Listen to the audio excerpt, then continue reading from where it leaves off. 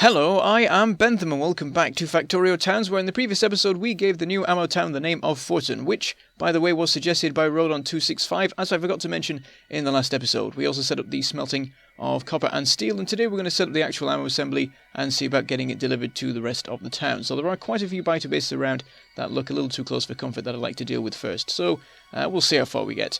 We've now got enough ammo handy to keep all the turrets in the town supplied, though still with only 10 ammo in each one, so we'll also look at getting everything properly loaded once we have the production up and running. So we'll name our stations and then we'll move our train. I'm going to work backwards with the production so we can find out exactly where to put the assemblers to nicely line them up with all the loading systems and such. So we move the train into the westbound station. Any trains that will arrive in the town will be coming from the east for the moment, unless we build some stuff out into the desert in the future, and we probably won't be, but then who knows what'll happen. But we'll set up our standard system. We'll put 5 chests on each of the cargo wagons, and that's probably more than we need, really, because the only thing we're going to be loading this with is ammo and maybe some coal, probably some coal, to sort of help with train fueling in other areas. Otherwise, the coal's just going to be sat there not doing anything anyway. But neither of those need a particularly high amount of throughput, so we probably only need a couple of chests, so this should be fine. So we'll get it all set up and then we'll sort of work backwards. I also decided to put in some smart inserters because I'm thinking if we do have ammo and coal and the throughput isn't an issue, we can just have them on the same belt, have one on each side, and that'll be fine. So we'll start working our way back and we'll put in a column of assemblers.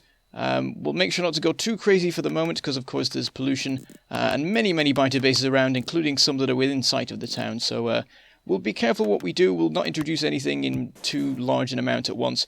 But I decided to go for 4 ammo assemblers, which should be okay. They'll build up fairly quickly, because at the moment we don't have the smart inserters set up to actually put anything into the chest. So as soon as the belt is full, everything will stop, and then we can just take what we need and introduce things slowly. We'll see about pushing the biters back before we start really going more crazy with the production. But 4 may be enough. 4 assemblers. It's 4 times as many as we had before, and we were doing okay with the one we had. We just had to be careful to make sure that we were resupplying pretty regularly. So anyway, there's a couple of attacks going on. There was one actually in the southwest rather than the northwest, because there are a lot of bases in the north that are all being introduced to our pollution all at once that we'll have to keep an eye on. But there's also a couple sort of further to the south that we'll watch for as well. They might even sneak past and go for Coalbury or something like that instead. But anyway, we'll set up some miners for the coal. For some reason I just decided to put all the miners in. We'll only activate a few of them because we only need a small supply of coal. And again, if we were to activate like 24 miners at once, it would not go well. The pollution would go a very long way and the biters would come from a very long way with some very evolved creatures at their disposal. So I end up setting it all up in like anyway. It doesn't mean we can work out the right positioning so that later on when we're adding in more, we've already got so the directions and the positions and everything sorted.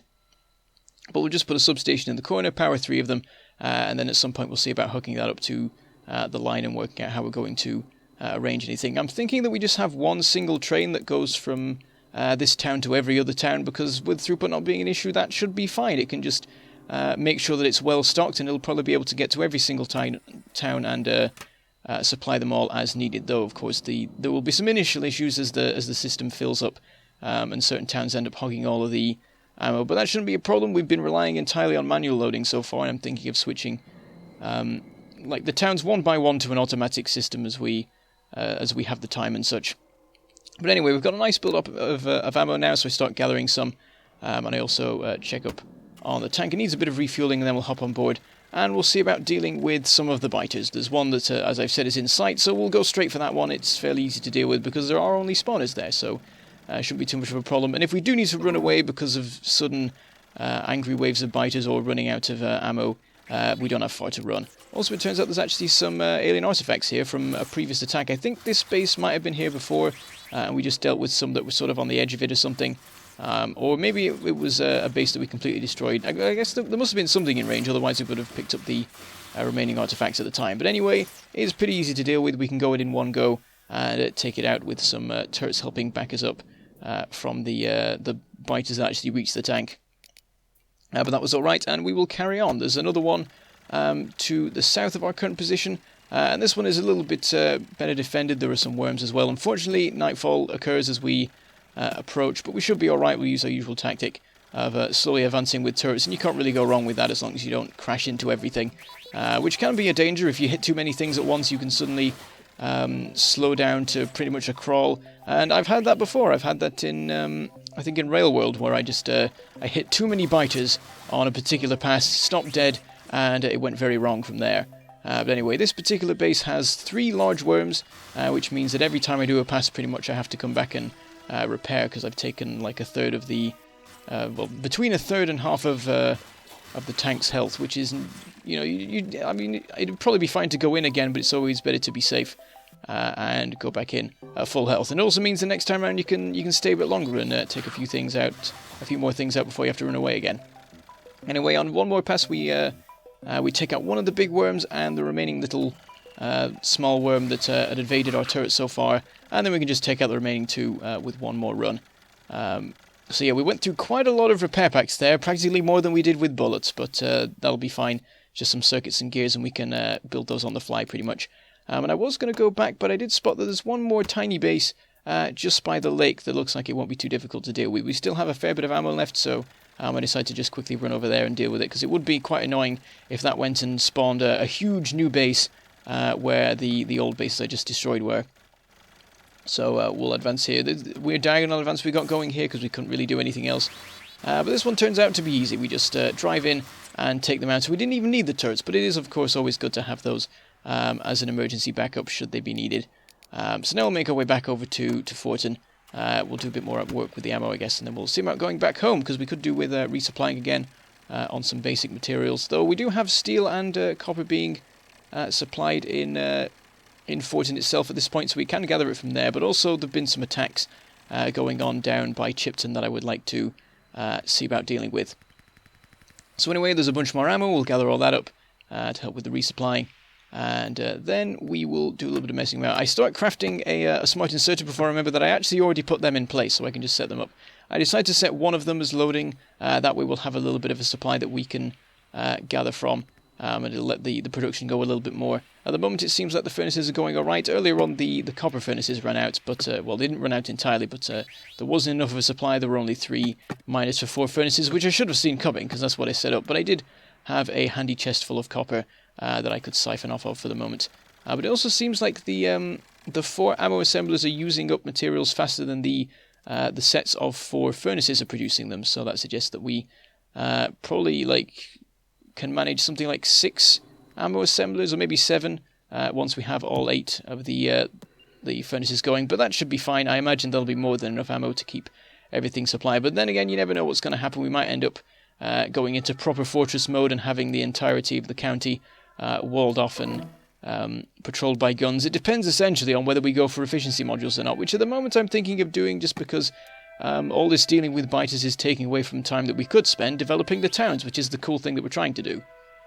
Though, of course, we don't want to eliminate the biter situation entirely, because in a way it's sort of cheating. It's something I've always ended up doing, because I don't want to bother dealing with the biters. I just want to deal with the factory building. But the biters are an important part of it, and without them, there's sort of no disruption. You need a bit of disruption and opposition to go up against. But anyway, I've checked up on the little turret just to the north of the town. I don't know if you can even call it to the north of the town. It's practically just like an annex of it, or whatever you'd call it. Just there to defend the couple of miners that we have over there. But we quickly repair that, because it's taking quite the beating. There are multiple biter attacks that are going up against that single turret, which are not nice for it. So we just put a bunch of walls in so that it couldn't possibly be blown up, though it could still run out of ammo if we're not careful. And spitters could still shoot it. I think spitters ignore walls and just go straight for the turrets, so that is something to bear in mind. That's probably for the best, actually, because if spitters went for walls first, they'd stay outside of the turret range, blow up the walls, the biters would run through the walls, it'd be horrible. So it's probably a good job that they do go for the turrets. If they do, maybe they don't, and I'm just thinking of random stuff. But anyway, we're back in the main base now, as I'm still calling it, even though it's not really a main base. It's just a little resupply depot that I have. But it doesn't even make sense anymore. We've got the copper and the iron being carted over from Chipton, when we could just have it all set up in Chipton itself, and it would work just the same way, apart from the water supply for the concrete. But that does need to be got rid of as well. I keep saying that I'm going to get rid of this, but I'm still looking for a good stone deposit and a good place to put a steel town before we can finally get rid of all this. At which point I'll probably start having loads of supply problems, because I'll keep wanting to come and resupply in some central area and finding there isn't one. Though there are solutions to that. I could either set up some sort of new central storage area, though maybe not quite central, possibly over in the west or the east or something, where trains can go and get rid of stuff they don't have a particular use for, and then I can go over and grab whatever materials I might need. But I could also go for having a logistics system in each town and then just setting it so that whenever I enter a town, whatever that town can provide me, it does, which would be quite cool, but it would mean I'd have to go visit random particular towns for particular items. Like if I run out of circus, I have to come to Chipton. If I run out of iron, I have to go to Ironwood or somewhere like that. Though in that case, there are other places that I can use, like Chipton has iron, actually. So, yeah, I mean, Chipton would probably end up being one of the main resupply areas I had, because it's the most central, and it's also it's the most central town that has sort of all the basic things I need, apart from like gears and steel, but I can get those from somewhere else. It's something to work out when the time comes. But anyway, we're doing a little bit of maintenance work in Chipton itself. The miners have been running out a little bit, so we added in a bunch more, which should mean that the copper supply should be fine for a good long while. But that is not the main reason we're here. The main reason is Chipton West, which is currently under siege from quite a large biter base that has popped up right next to it, which is really not good. So we urgently need to get rid of it before it causes all sorts of trouble. Already you can see that the defensive line is not going so great. One of the turrets has run out, others have been taking damage, and yeah, it's not good. And for this reason, once I arrived back at the main base, I built a new tank, because I think it's probably good if we keep multiple tanks around the place, because at the moment I'm trying to use a tank to get around, and it's causing issue because it's so slow. I mean, it's not that much of an issue, but I'm being impatient and wishing that the tank was a little bit faster. So what I'm thinking is that instead of constantly carting the tank between Forton and Chipton, so that the two main places that are being attacked, I should just have one in each and then use the car to get around, and that will mean I can respond to emergencies quicker, and also have something in place already that I can use for defences. So now that this tank has been delivered down here, we will leave it where it is.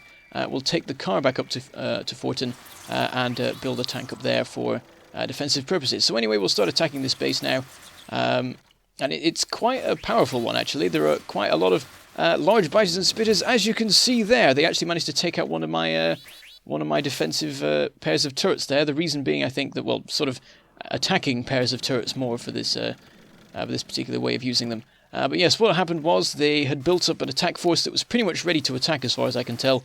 And of course, I drew its attention by putting in these turrets, and because they didn't have any walls protecting my turrets, the biters could just get straight to the turrets themselves, and they blew them up in pretty short order. So that's something to be careful of when you're attacking a base that you haven't attacked. Well, when you're attacking a base for the first time, and also when you're attacking a base that is well within side pollution range, because I think that's the reason that it had such a large attack force. The more pollution a biter base receives, the more biters it produces, the more often it sends biter attacks. It also seems like the higher evolved the biters are. You can see there's a very large number, a very large proportion, I should say, of big biters and spitters against the other kinds, which is not so fun, and it means this is quite a difficult one to deal with, even though I don't think there's that many worms, really. But eventually we managed to take down the remaining bases and sort of secure a little bit more the area around Chipton once again. There's one biter base that's still a fair bit inside the pollution range. We want to deal with that fairly quickly, but I did want to urgently get back to Forton, so we'll probably do something about that next episode, or maybe the episode after, depending on what we do, because of course we do want to set up the actual train delivering all the ammo. We also want to set up the automatic ammo supplying systems in the various towns so that the train can actually do its job. So that may distract us for a while, but we mustn't ignore the constantly advancing biters, and I think we'll probably have to deal with some more up by Forton as well. The pollution is expanding rapidly, what with all the ammo production going on, so we should probably put the ammo we're producing to use dealing with those biters. So anyway, we've finished the urgent work down in Chipton. The biters are mostly okay down there, and also because the stone outposts are shut down, or at least the further out one is, the pollution is actually receding there at the moment, so there are only a couple of bases that are in range, and it means that Forton is sort of the more urgent one. So anyway, back in Forton, we've taken all our concrete and stone and such with us. We sort of combined the supplies from the car and the tank, and then also did a bit of resupplying as well from our concrete production. So we can actually get some flooring done again. We can get this place looking a bit nice. And it should be okay in terms of pollution because the desert biome surface, or whatever you want to call it, the desert tiles do not absorb much pollution relative to concrete and stone anyway. I think it's something like the stone and the concrete do 0, but then the desert is only like 10% of what you would get from like grassland or something. I'm not really sure. It is still reducing the amount of pollution drawn in, but it's not by much. And I consider it worth making the thing look nice, because having, like, you shouldn't build stuff on sand, it's a bad idea, it sinks and stuff like that.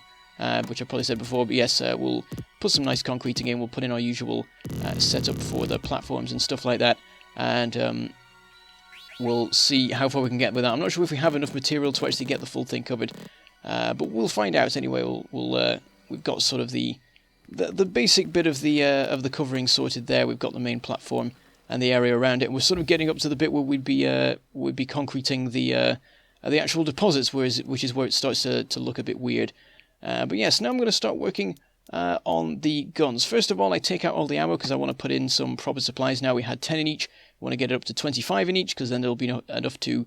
it'll be enough to last a bit longer against any biter attacks. Any particularly large attacks over a longer period of time could easily break through 10 ammo in each. So we'll go to our usual. But then after I do that, I realise that actually I should probably be setting up the automatic loading system at this point. And I think that keeps them all at 10 anyway. So... I'll probably end up emptying them out again to be a bit more efficient.